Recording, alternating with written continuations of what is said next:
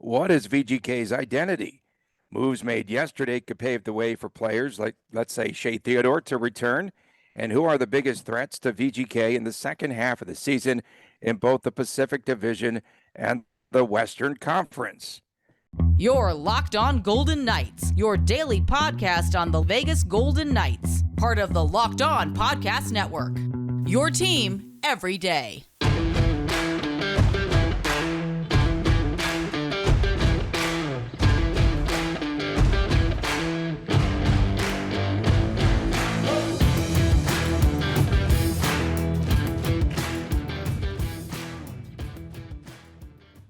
Hi again, everyone. I'm Tony Cardasco, and that's Chris Golick. Of course, he's not slimed today, so that's a good thing. Yeah, but you're starting to get fogged right now. It might happen again, Tony. The return of the fog. It's coming. Is it coming in? It might be Can you coming sense in. it?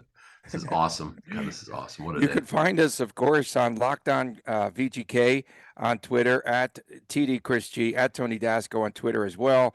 And please make sure to subscribe to our YouTube channel, and that is Locked On Golden Knights, and leave your comments, all those pleasantries, especially for me, on there. So yesterday you brought up a topic at the end of the show, Chris.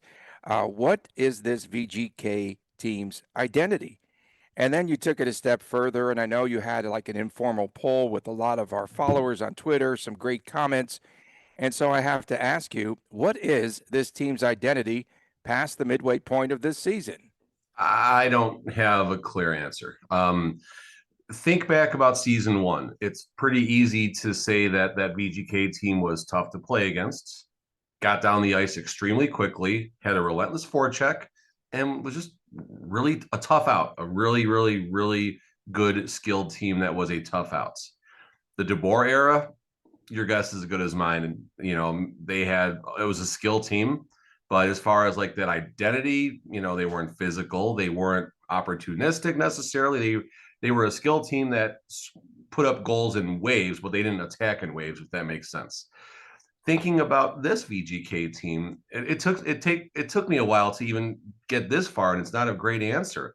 This is something I thought about ever since at the end of yesterday's show, when I was getting slimed, when I asked what the identity was, and I started thinking about it, and you're like, okay, save it for tomorrow. But there was nothing. I don't have much more. All I can think about right now is this VGK team. If I have to give you a one run-on-ish sentence about the Golden Knights and what their identity is. They are quick to get down the ice. They find the open ice, and they are just a highly skilled team that can put up goals. They can put up a lot of goals when the time is right. That's not a great description, not for a team that's leading the West, not for a team that's leading the division, not for a team that's the favorite now to win the division and possibly come out of the West.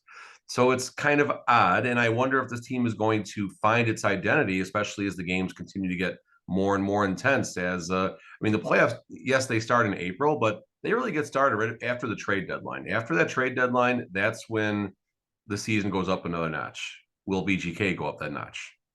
Yeah, and right now things have really tightened up with points in the West overall. And I just was wondering, is this team perhaps too inconsistent to have established an identity? When I think of this team, I think of it being inconsistent. Yeah, inconsistent's a great terminology, and it's unfortunate that's one of the first things we think of when we go to the identity. And going through the responses from yesterday, this also confirms the fact that it's not easy to come up with an identity. I mean, we had 1,448 people saw my tweet. That's a fair number. If healthy, Golden Knights can win the cup. Okay, but that's not an identity. It's a fair statement. If not healthy, they can also not make the playoffs. That's also a fair statement. The new version of Jekyll and Hyde, I'm in. Of course, Locked On San Jose Sharks, a hockey team located in Vegas. I finished that statement on top of the division and conference. Showmanship over results, Tommy Vegas says. And then can Cassidy finish the postseason? Not necessarily an identity, but it's a fair question. When he says finish the postseason, of course, he's taking a shot at Cassidy for not being able to finish the Stanley Cup, but having a one-game victory on home ice, and they couldn't win it at home, unfortunately. Golden Trots and 3 banners. A hockey bettor's nightmare from Chuck Dickerson. That's pretty fair. I've gotten parts of me kicked in on this VGK team when I felt things were going to go differently at some games, and nope. Like the other night, when they were down 3 goals, they plus 2.5 for the in game coming out of the first period or coming out of the second period was like plus money. And I'm like, listen, they're going to score at least 1 goal. It's going to be a 2-goal game, right? Something's going to happen. Nope. Oops. It could be Jack Eichel and Hyde. That's what we could call them. Jack Eichel in the Hyde Lounge. In the Hyde Lounge. I like that. Well-coached team. That's the first thing that came to mind when I was trying to think of, okay, what is the trademark of this team? I think that they've been well-coached, and they are experienced. Yeah, I mean, that is definitely fair. They're not winning despite Cassidy doing all these wrong things. I mean, we've been a little critical of Cassidy as of late, and that's our job. I mean, we talk about a sports team. You have to be. There's no one that doesn't second guess the coach at times. That's part of how this works. That's also why you and I are in t-shirts at 7:15 in the morning recording a podcast. You know, we're not the coaches, but you know, we're gonna second guess every now and then, and it's easy for us to do so. They are well coached. They're not winning because Cassidy's making all these wrong decisions and the team has all this skill. I'll argue maybe DeBoer, you know, they played beyond DeBoer's coaching at times. I mean, I don't know. I think that's maybe a fair statement to make. They're not winning the West right now by accident. They're not leading the Pacific right now by accident. There are a lot of good things happening, but this is a team that has yet to establish its identity. Cassidy, like at times you notice coming across the neutrals, like early in the season when healthy, when you also have Shea Theodore and Zach Whitecloud on the ice. Let's be clear about those two, of course, and what they bring to this team. You really saw the defensive side of the system come to light. Not a lot of stretch passes across the neutral zone from the opposition that connected. And it was just kind of not necessarily a suffocating defense, but they did a good job of stopping those long passes either across the ice and, more importantly, like those passes that go across the crease, those wing to wing, those circle to circle type passes.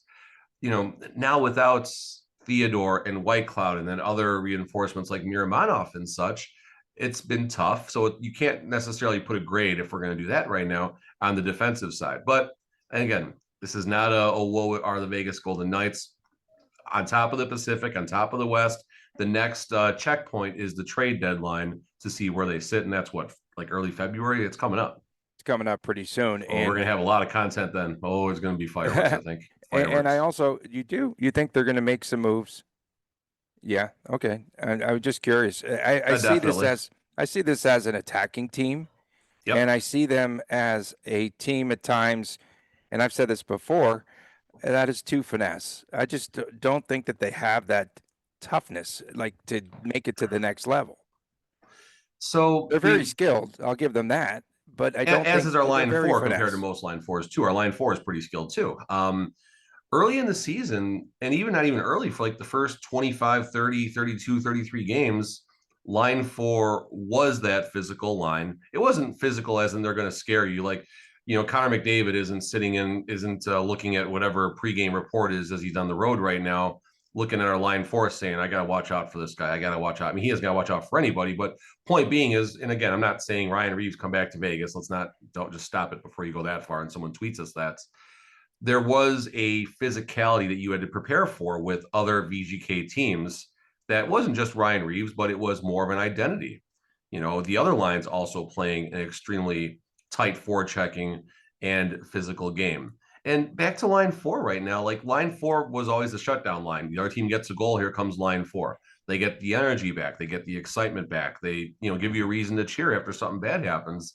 I haven't felt that out of line 4 in a while. I'm sure Cassidy's still going to him. I haven't been paying close attention, but I haven't felt line 4 for the last short minute or two hasn't been as exciting. And not because, Carrier hasn't scored a goal in 10 games, whatever the number is. It's been a minute for Carrier. 10 games. Line 4. No, 7 games. I think it's 7 games. Yeah. God, who would have thought we were going to talk about a Will Carrier 7-game goalless drought, game 42 of the regular season? Think about that for a second. Yeah.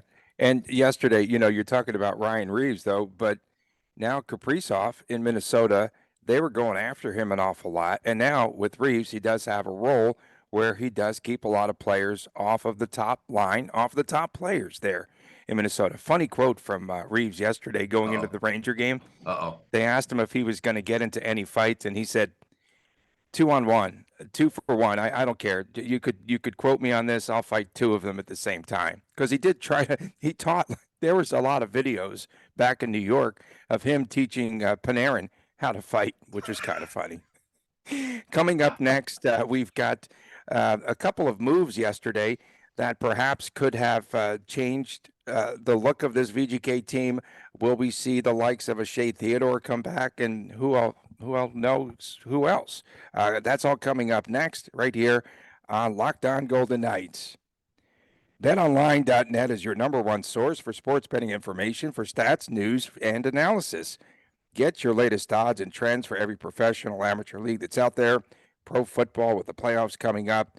You've got the NBA, you've got the NHL. We've got it all at betonline.net. College basketball as well, I might add. And if you love sports podcasts, you could even find those at BetOnline as well. We are always the fastest and easiest way to get your betting information. Head to the website today or use your mobile device to learn more. BetOnline, where the game starts.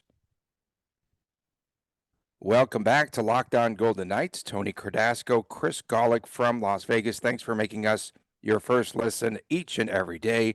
We appreciate you tuning in, and make sure that you subscribe to our YouTube channel at Locked On Golden Knights. So, Chris, a couple of moves yesterday, and perhaps a way for players to come off of the injured list. So, Brandon Pahal sent down, assigned to the Henderson Silver Knights, and Jake Leschyshyn on waivers. And there's a guy that couldn't find the net. He just had really tough luck when he was up with the Golden Knights. Had some good looks. Yeah, I mean, Leschyshyn, he bounced around the lineup a little bit. And one thing I find interesting looking at the VGK Twitter right now, Pahal assigned to HSK. Leschyshyn placed on waivers, but then they say for the purpose of assignment to Henderson. Is that some code that the teams use through their social departments saying, hey, we kind of want to keep this guy, please don't claim him? Is this like a scratch my back, scratch your back type of thing? Is that why they use that wording? Yeah, it's pretty interesting. It is. I'd rather see Leschyshyn in the organization versus going elsewhere. I don't want someone else to claim him. I think at the least he can really develop in Henderson and help Henderson, who needs all the help they can get. I think they lost their last two again, unfortunately, both close games. So you want to hold on to your reinforcements like that. Now, what does this mean? Pahal, I'm curious if this is a paper transaction and all of a sudden Thursday morning he is brought back up, if this is something simply to save some money, or are we going to see Shea Theodore back out there in practice today? I think those are basically the two questions as to what this Pahal move can make. Leschyshyn for on waivers, I don't think he has a two-way contract anymore. Or once he came up, then maybe they couldn't bring him down. I know there's some dynamic there, but they're waiving him because they have no other option to, or they need a move for later. But the wheels are spinning with McCrimmon right now. I can assure you the wheels are certainly spinning for Kelly McCrimmon as far as what's going to happen. You're seeing this is the Patrick Kane's going to be the most popular guy in the NHL right now, and possibly Jonathan Toews for the next, 24 days, however long. Was it February 5th, February 13th or something like that for the trade deadline? It's coming pretty quick. So is there a path for VGK to make a crazy splash like that? I mean, I don't think it'll be Toews, but Patrick Kane, I mean, let's see how many more injuries come. We do have some money available with Howden and Theodore, Howden and Whitecloud, and even Nolan Patrick are going to go a little farther here, but some of that money's been used to make other moves and things like that. So I don't know. I mean, it's going to be an interesting, it's a word I love to use with Kelly McCrimmon when it comes to roster composition. It's interesting. Do you think a Nolan Patrick even goes out there on the ice and skates around? I'm just curious, or is he not even with the I wouldn't team? be. I mean, this is total speculation right now. If he's in Vegas, I think we start. I mean, he didn't even come to camp or anything, obviously. So, and again, just so no one jumps on us, we want him to rehab and do whatever he needs to do to put himself in a spot to play competitive hockey. Should he want to continue that path, if that's what he wants, I don't disagree with you, Tony. Do I think he's possibly skating somewhere wherever he is? I think so. I mean, You don't just, as long as he is healthy enough to do that without risking farther injury, of course, but you don't just turn it off that quickly, I think, as a professional athlete. I mean, that's like, and again, I don't want this to go down the wrong path here, but that's like saying Tua Tagovailoa, who unfortunately all of his concussion issues, that's like saying he's not going to, find a way to jump back into the playoffs or possibly, throw a football around. I mean, these guys, this is what they do. They've done this their whole lives. And just to turn it off, it's not as easy said, it's much easier said than done. I don't care how old you are, what level you are, it's not easy. We definitely need a Shea Weber bobblehead night here for the Yeah, VGK. diehard night. Yeah, absolutely. Definitely. Did these moves, did they open the doors for the return of Shea Theodore, who appears to be, I guess, next up to return to the lineup in time, obviously, for Monday's. I wasn't just making a joke there, but he does have his bobblehead day coming up on Monday, Shea Theodore. What else can VGK do now to bring back some players? Well, I mean, Miromanov needs to be mentioned too. We don't know who is farther along than who, neither of which have been reported to be even be skating right now. So that's why I wonder if this Pahal move and decision, but more or less Pahal, is being done simply as a paper transaction. But you're not moving decision if something isn't going to happen as far as a player returning. So I think the assumption I would actually guess Miromanov might come back sooner, but total guess. I haven't heard anything about him having a broken leg or a bone injury or anything like that, besides, just taking a tough shot, obviously, and just needs to let it heal a little bit. Theodore's injury looked bad. It looked bad. It looked, like a lot of these, unfortunately, like Zach Whitecloud's. It looked like it was possibly season ending. Knee on knee is scary. And again, that there was in the Philly game, total incidental contact, unfortunate, but incidental. And it might, have a tough result, or he's going to be on the ice skating and maybe back by Saturday's game. I don't know. It's This is the mystery of NHL injuries. He's out with the lower body. Deal with the media. Well, we had at UNLV, we had a basketball player, knee on knee, same sort of situation, and he's been out, I think, 3+ weeks already. So it could be about that time where they both, get back and start to return. What was the Miromanov injury again? He blocked a shot in the end of the Nashville game, right at the end of the second period. I believe it was low off his leg by the way he skated off. And that was the game when I caught him skating off the ice and he was struggling mightily. He gets to the bench. He needs help to get to the bench. And then to start the third period, he actually takes this pregame skates and he looked terrible. And again, he was injured, not like he looked bad, just he looked terrible. He was laboring. He couldn't put any weight. I believe it was his right leg. I could be wrong on that.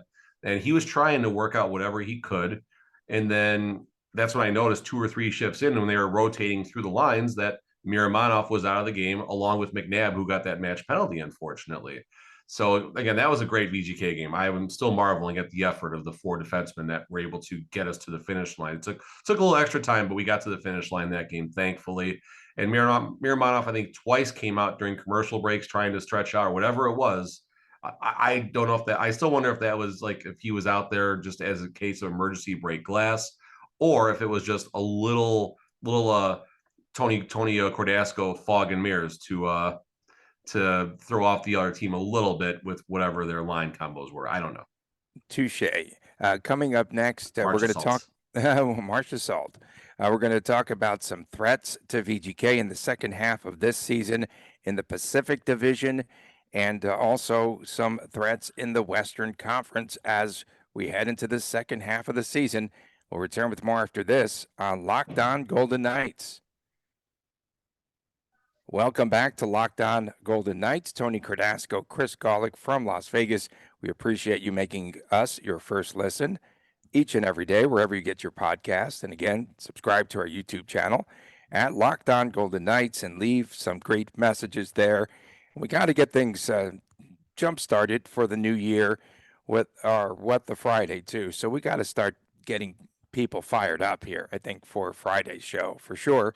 And don't forget VGK back in action. It feels like this break's been forever.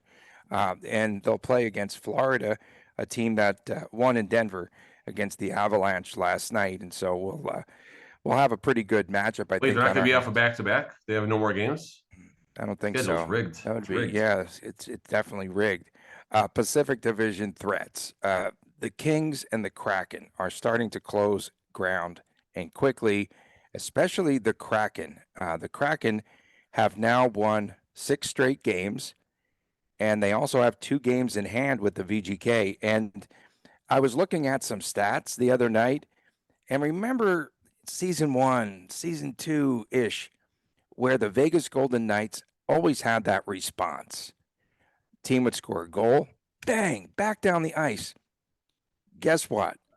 The Seattle Kraken lead the league in responses after a team scores a goal within a minute. 9 times this season, within 1 minute after an opponent has scored a goal. Very VGK like. They come back down the ice and they have that response and they score a goal 9 times. In second place were the Kings with 8 responses within a minute. That's some good stuff right there. So Bruce Cassidy, going back to multiple pressers I've been a part of. Remember, I don't do every game. I do about, I don't know, like 35, 40% of the games on the media side. You're the Aiden Hill of coverage. There we go. I like it. I'll you just go when he starts, or I'm the backup. I'm the backup. Pretty much, I guess. I don't know. So going back to Cassidy's comments, so many times he has mentioned that the team, after a goal is scored against them, they want to get it back so fast, and they go over the boards and they push and push and push. And Cassidy is trying to bring the reins back a little bit and like, don't just stick to your game. So it's interesting what Seattle and the Kings are both doing there. It's great. I mean, it's a wonderful stat. That's actually an awesome stat that you dug up. However you find that in your Rolodex back there, but good job digging that up. Looking at the West right now, I have a hard time thinking the Kings are going to keep this up right now. There's a lot of questions about the Kings, and the one thing I always go to is the goal differential. They're a -1 right now overall through 44 games. It's a tough stat to do well with. And looking at all our teams that are doing well, like let's look at the Central. Dallas, Winnipeg, Minnesota, +35, +27, +13. On the East now, you have in the Atlantic, 4 teams that are nice pluses: Boston, Toronto, Tampa, Buffalo. Boston is a +68. Oh, dear Lord. So point being is like, okay, so that is the only team that is in a minus category in goal differential that is in a playoff spot right now. And looking at the Metro, the Flyers and the Blue Jackets are -19 and -55, not respectfully. And then you have the Islanders, Pittsburgh, Washington, Rangers, New Jersey Devils, Carolina Hurricanes.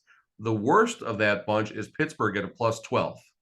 So just to give you an example of how, I guess, Charmin soft our Pacific is right now. So I don't think the Kings are going to hold this up. Seattle, listen, they're here this long. VGK was here this long in season 1. So Seattle, I think, does make the playoffs when the dust settles, and they're going to be a tough out. I mean, they got a wonderful new arena. We've been down this road before. They got a brand new franchise. We've been down this road before. They have a clean slate. We've been down this road before. So Seattle can make a run. Don't sleep on Seattle. So I'll throw LA out just because I think Calgary and Edmonton are going to figure this out. I think Calgary and Edmonton, more or less Edmonton, just because I'm never going to bet against Connor McDavid. Just never. I don't care. I think Edmonton will be there in the end. And I'm not going to bet against Daryl Sutter either. Daryl Sutter, in my opinion, pound for pound, loony for loony, whatever currency you want to use, is, my opinion, the best coach in the AHL, period. End of story.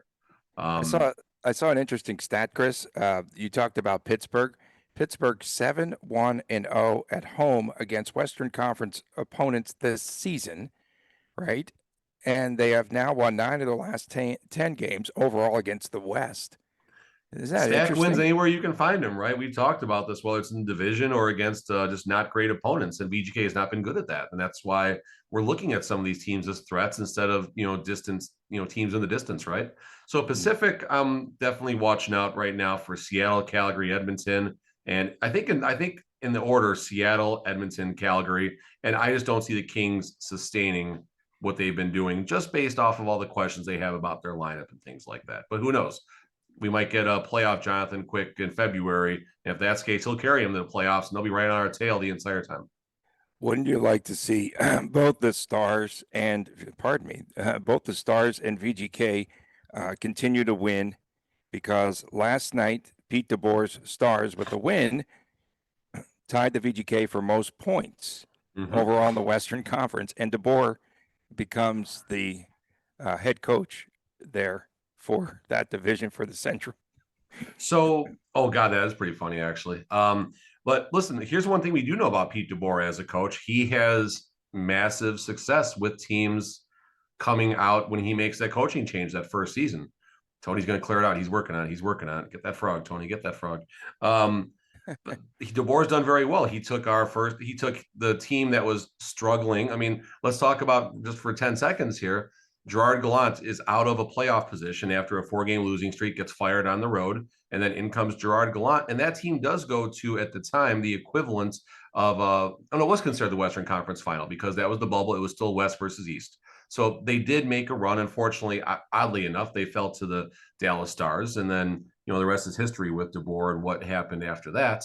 So Dallas is going to be a tough out. They're going to probably make it to the conference final just based off of DeBoer's track record. And looking at the Central as well, Winnipeg's playing extremely well. They finally were able to move on from Paul Maurice, and maybe that is going to be the shakeup that they needed. You still got this guy named Connor Hellebuyck back there who is friggin' phenomenal.